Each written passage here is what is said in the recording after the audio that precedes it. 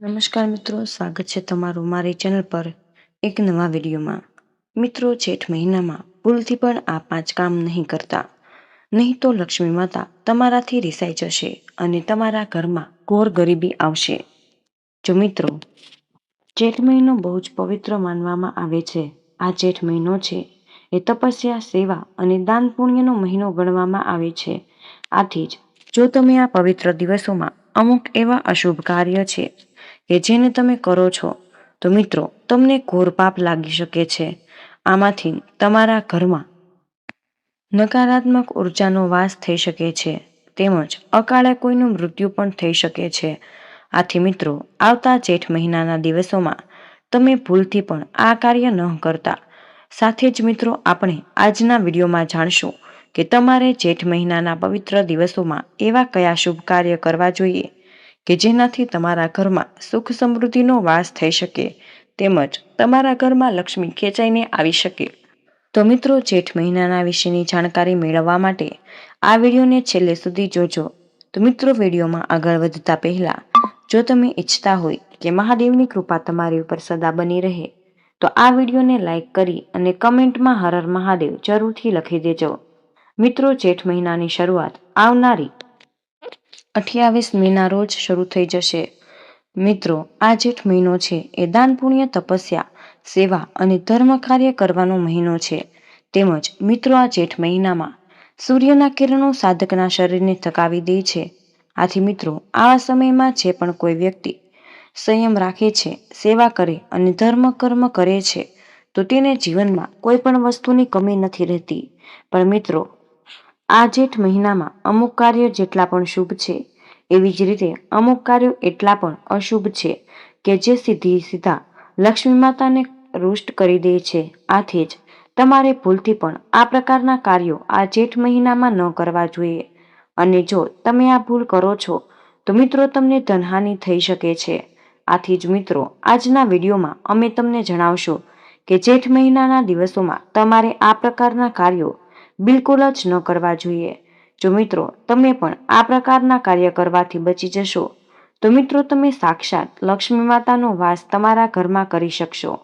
આથી મિત્રો, એવા અશુભ કાર્યો કર્યા છે કે જે તમારે જેઠ મહિનામાં બિલકુલ જ ન કરવા જોઈએ। તો મિત્રો, જો તમે એ બધા એના કાર્ય વિશે જાણવા માંગતા હોય તો મિત્રો આ વિડીયોમાં છેલ્લે સુધી બન્યા રહેજો। તો મિત્રો, આવો હવે આપણે જાણીએ કયા કાર્ય વિશે જાણીએ કે જે તમારે આવનારા જેઠ મહિનામાં બિલકુલ ન કરવા। તો મિત્રો, એ કાર્ય વિશે જાણતા પહેલા હજુ સુધી આ પવિત્ર વિડીયોને લાઈક ન કર્યો હોય તો એક લાઈક કરી ચેનલને પણ સબસ્ક્રાઇબ કરી દેજો, જેથી કરીને આવા જ વસ્તુને લગતા વિડીયો દરરોજ મળતા રહે। અને સાથે જ કમેન્ટ બોક્સમાં જય માતા લક્ષ્મી જરૂર લખી દેજો। માતાની કૃપા તમારા ઘરમાં ધન ધાન્યની કમી નહીં થઈ શકે। તો મિત્રો, સૌપ્રથમ એવું કાર્ય છે કે જે તમારે બિલકુલ પણ જેઠ મહિનાના 30 દિવસોમાં ભૂલથી પણ ન કરવું। મિત્રો, આપણા શાસ્ત્રોમાં અમુક એવી શાકભાજી છે કે જેને અમુક પવિત્ર દિવસોમાં ગ્રહણ ન કરવી તો મિત્રો અશુભ માનવામાં આવે છે। એવી જ એક અશુભ શાકભાજી જે રીંગણાનું સેવન છે, જે તમારે જેઠ મહિનાના કોઈ પણ દિવસોમાં રીંગણાનું શાક બિલકુલ ન ખાવું જોઈએ। અને બીજું કોઈ પણ વાનગીમાં તમારે રીંગણાનો ઉપયોગ ન કરવો જોઈએ। એવી માન્યતા છે કે જો કોઈ પણ વ્યક્તિ જેઠ મહિનામાં રીંગણાનું સેવન કરે છે તો એવું મનાય કે આની અસર તેના બાળકો ઉપર પડી શકે છે। તેમજ જેઠ મહિનામાં રીંગણાનું સેવન કરવું એ સંતાન તેમજ સ્વાસ્થ્ય ઉપર બહુ જ અશુભ પ્રભાવ પડે છે। તો પહેલાના લોકો છે એ આ રીંગણાનું શાકભાજી અને શરીરમાં ગરમી વધારવા શાકભાજી માને છે। આથી મિત્રો, આ જેઠ મહિનામાં રીંગણાનું સેવન એને કરવાની મનાઈ કરવામાં આવી છે। તેમજ મિત્રો, હવે આપણે ત્રીજી કાર્ય વિશે વાત કરીએ કે જે કાર્ય એવું કે જે માંગલિક કાર્ય છે જે તમારે બિલકુલ પણ આ જેઠ મહિનામાં ન કરવું જોઈએ। મિત્રો, આ જેઠ મહિનામાં તમારે તમારા કોઈ પણ મોટા દીકરા કે દીકરીના લગ્ન ન કરવા જોઈએ। મિત્રો, આ જેઠ મહિનામાં ઘરના મોટા દીકરા કે મોટી દીકરીના લગ્ન કરવા એને શાસ્ત્રોમાં વર્જિત માનવામાં આવ્યું છે। કારણ કે મિત્રો, આનાથી વૈવાહિક જીવનમાં સમસ્યા ઉત્પન્ન થઈ શકે છે અને લક્ષ્મી માતાની કૃપા પ્રાપ્ત થઈ નથી। પણ તમારા ઘરના ઘરડા લોકો પાસેથી સાંભળ્યું હશે કે જેઠ મહિનામાં ઘરના મોટા દીકરા કે દીકરીના લગ્ન બિલકુલ પણ ન કરવા। મિત્રો, વર્ષોથી એવી માન્યતા ચાલી આવી છે કે જેને આપણા સનાતન ધર્મના લોકો છે એ હજુ સુધી નિભાવે છે. પણ મિત્રો, જો વર અને કન્યામાંથી કોઈ પણ એક મોટું હોય અને બીજું નાનું હોય તો વિવાહ એટલે કે લગ્ન કરવામાં કાંઈ પણ દોષ લાગી શકતો નથી. પણ બંને લોકો મોટા હોવા ન જોઈએ. તેમજ મિત્રો, જેઠ મહિનામાં તમારે કોઈ પણ વધારે મસાલાવાળી વસ્તુ ગ્રહણ ન કરવી જોઈએ. મિત્રો, જેઠ મહિનામાં જો તમે પણ મસાલેદાર વસ્તુનું સેવન કરો છો તો એ વસ્તુ બહુ જ અશુભ માનવામાં આવે છે. તેમજ મિત્રો, આ જેઠ મહિનામાં લસણ અને ડુંગળી તેમજ રાઈ જેવી કે ગરમ વસ્તુઓથી તમારે દૂર રહેવું જોઈએ. તેજ મસાલા તેમજ તળેલી વસ્તુ જો તમે આ જેઠ મહિનામાં ગ્રહણ કરો છો તો મિત્રો, તમારા શરીરને નુકસાન પહોંચી શકે છે. કારણ કે મિત્રો, જેઠ મહિનામાં સૂર્ય છે એના કિરણો સીધા જ પડતા હોય છે. આથી મિત્રો, જેઠ મહિનામાં બહુ જ વધારે તડકો પડતો હોય અને શરીરની અંદર ગરમી પણ વધારે હોઈ શકે છે.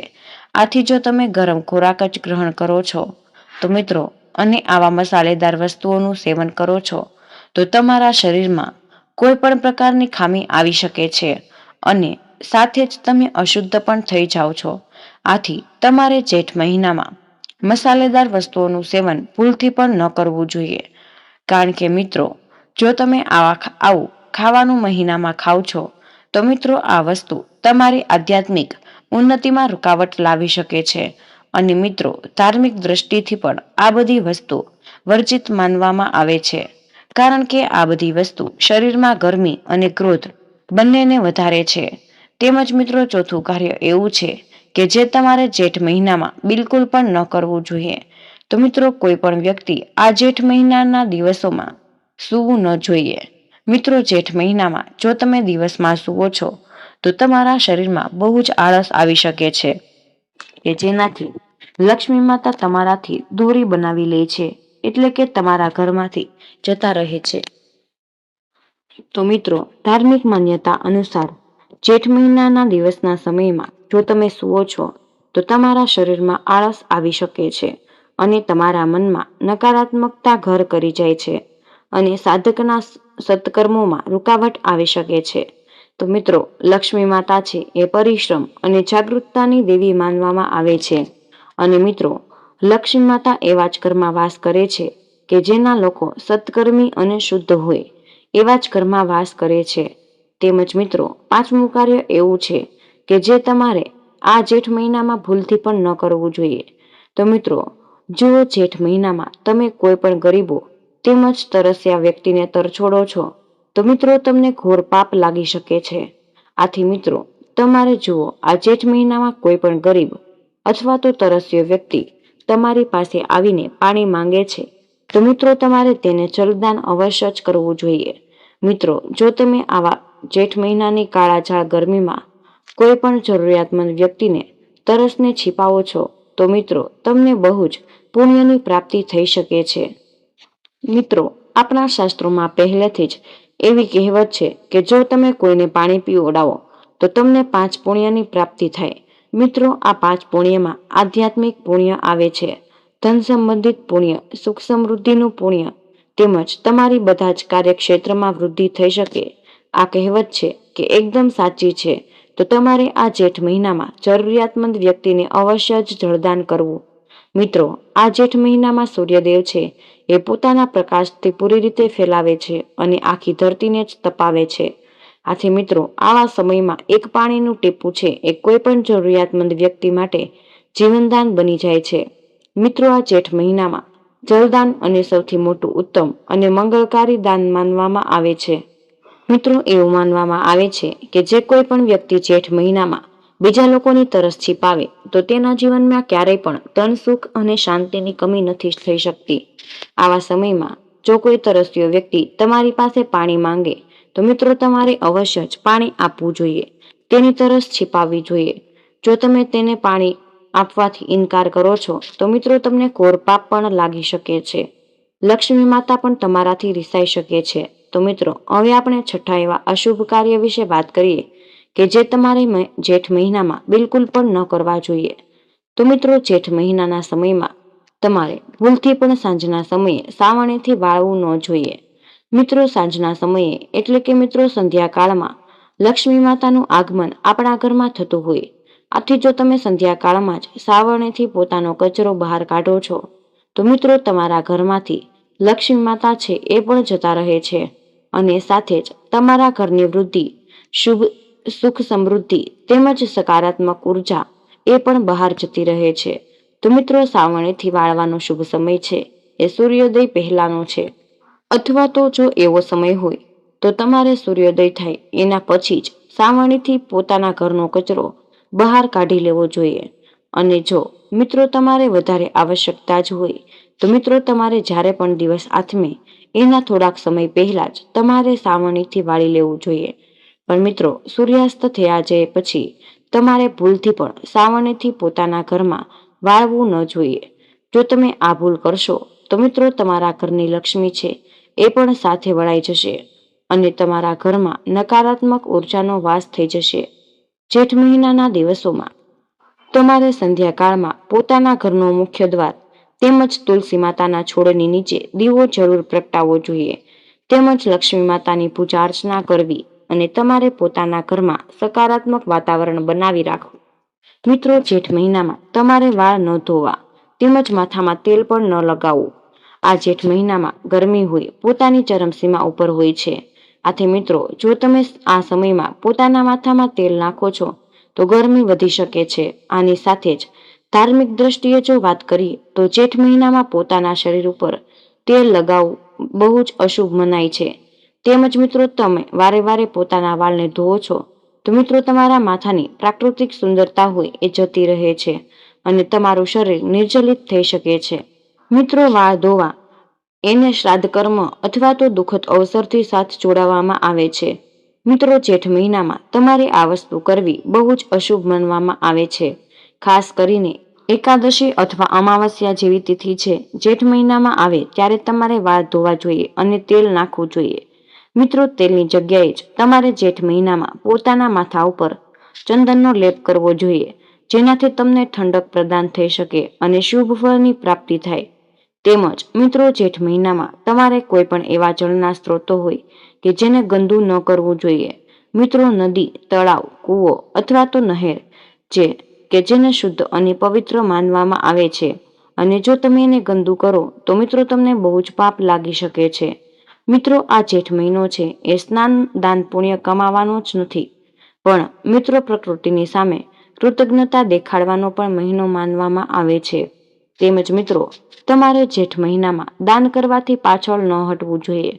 મિત્રો જો કોઈ પણ વ્યક્તિ જેઠ મહિનામાં દાન નથી કરતો તો તે જીવનમાં આગળ પ્રગતિ કરી શકતો નથી. પણ મિત્રો આ જેઠ મહિનામાં તમારે કોઈ પણ જરૂરિયાતમંદ વ્યક્તિને પાણી, કપડાં, બૂટ, ચંપલ તેમજ બની શકે તો મિત્રો અનાજનું દાન પણ તમારે જેઠ મહિનામાં જરૂરિયાતમંદ વ્યક્તિને જરૂર કરવું જોઈએ. તેમજ મિત્રો આ જેઠ મહિનો છે એ માત્ર દાન જ નહીં પણ સાથે જ તમારે સંયમ, જપ, તપ અને સેવા કરવાનો પર્વ પણ માનવામાં આવે છે. મિત્રો આ જેઠ મહિનાની કાળઝાળ ગરમીમાં જો તમે કોઈ પણ વ્યક્તિને પાણી અને અન્ન, વસ્ત્રો અથવા તો શીતળતા પ્રદાન કરો છો તો મિત્રો આ વસ્તુનું તમને બહુ જ પુણ્ય પ્રાપ્ત થાય છે, જેનાથી તમારા જીવનમાં સુખ સમૃદ્ધિ આવે અને તમારા ઘરની પ્રગતિ થાય. કોઈ પણ વ્યક્તિના આ જેઠ મહિનામાં દાન નથી કરતો તો એના જીવનમાં ગરીબી, દરિદ્રતા પ્રવેશ કરે છે. મિત્રો કોઈ તરસ્યો માણસ આ જેઠ મહિનામાં તમારી પાસે પાણી માંગે તો તેને તમારે ના ન પાડવી. તેમજ કોઈ ભૂખ્યા માણસને કંઈક વસ્તુ ખાવા માટે જરૂર આપવી જોઈએ. તેમજ મિત્રો જેઠ મહિનામાં તમારે આળસ અને ગુસ્સો કરવાથી બચવું જોઈએ. હવે આપણે થોડા શુભ કાર્ય વિશે જાણી લઈએ કે તમારે આ જેઠ મહિનામાં જરૂર કરવા જોઈએ. આખા જેઠ મહિનામાં ભગવાન સૂર્યદેવ, હનુમાનજી અને શનિદેવની પૂજા કરવામાં આવે છે. જેઠ મહિનામાં જળનું દાન કરવું ખૂબ જ પુણ્યકારી છે. માન્યતા અનુસાર જળદાન કરવાથી બધા પાપોમાંથી મુક્તિ મળે છે અને શુભ ફળોની પ્રાપ્તિ થાય છે. ઉપરાંત જેઠ મહિનામાં ખાસ ઉપાય કરવાથી દરેક સમસ્યાનું સમાધાન પણ મળી જાય છે. મિત્રો જો તમે પોતાના સરકારી કાર્યને કોઈ પણ અડચણ વગર પૂરું કરવા માંગો તો આજના દિવસે તમારે પોતાના ઘરે કોઈ વૃદ્ધનો આશીર્વાદ લેવા જોઈએ અને સૂર્યદેવના મંત્રનું 108 વખત જાપ કરવું જોઈએ. તેમજ મિત્રો, જો તમે માનસિક રૂપે જીવનમાં શાંતિ બનાવી રાખવા માંગો છો તો આ દિવસે તમારે સૂર્યદેવને જળ અર્પિત કરતી વખતે ગાયત્રી મંત્રનો પાઠ કરવો જોઈએ. તેમજ મિત્રો, જો તેને જીવનમાં દરેક પ્રકારનું સુખ પ્રાપ્ત કરવા માંગો તો મિત્રો, આ જેઠ મહિનામાં તમારે સૂર્યદેવને નિમિત્ત વ્રત કરી તેમના અને કનેરના છોડની વિધિ અનુસાર પૂજા કરવી જોઈએ. પરંતુ જો તમે વ્રત કરવામાં સક્ષમ ન હોય તો ફક્ત સૂર્યદેવ અને કનેરના છોડની પૂજા કરી આશીર્વાદ લેવા જોઈએ. જો તમે ઈચ્છો કે ઘર પરિવારમાં ખુશીઓ આવે તો જેઠ મહિનામાં તમારે સ્નાન કર્યા બાદ 1 લોટા જળમાં લાલ કનેરનું ફૂલ નાખીને સૂર્યદેવને ચડાવવું જોઈએ અને તેમને પ્રણામ કરવા જોઈએ. જો કનેરનું લાલ ફૂલ મળવું સંભવ નથી તો અમુક ચોખાના દાણા પણ નાખી શકો. તેમજ જો તમે વેપારમાં પોતાની ક્ષમતાઓનો યોગ્ય ઉપયોગ કરવા માંગતા હોય તો જેઠ મહિનામાં તમારે ભગવાનને ગળે રોટલી અથવા તો પૂરીનો ભોગ લગાવવો જોઈએ. પછી જ અમુક સમય બાદ પ્રસાદના રૂપમાં તેને ગ્રહણ કરવું. તેમજ મિત્રો, જો તમે શારીરિક રીતે ફિટ રહેવા માંગો છો તો જેઠ મહિનામાં તમારે સૂર્યદેવને જળ ચડાવવું જોઈએ અને ઘરના મંદિરમાં ભગવાનને ગોળનો ભોગ લગાવવો જોઈએ. તેમજ જો તમે પોતાના દાંપત્ય જીવનમાં માન સન્માન બનાવી રાખવા માંગો છો તો મિત્રો, જેઠ મહિનામાં તમારે કનેરના વૃક્ષનો ફોટા પર લાલ રંગનું નવું કપડું કે નાડા છેડી બાંધજો અને સાથે જ તેને ધૂપ આપજો. મિત્રો, ઘરમાં પૈસાની તકલીફ છે તો તમે જેઠ મહિનામાં તુલસીના મૂળમાં આ ખાસ ઉપાય કરી શકો છો. તુલસીના મૂળ ગંગાજળથી સાફ કરો અને પછી પીળું કપડું લપેટી દેજો. ત્યારબાદ જ ઘરના મુખ્ય દરવાજાની ઉપર બાંધી દેજો.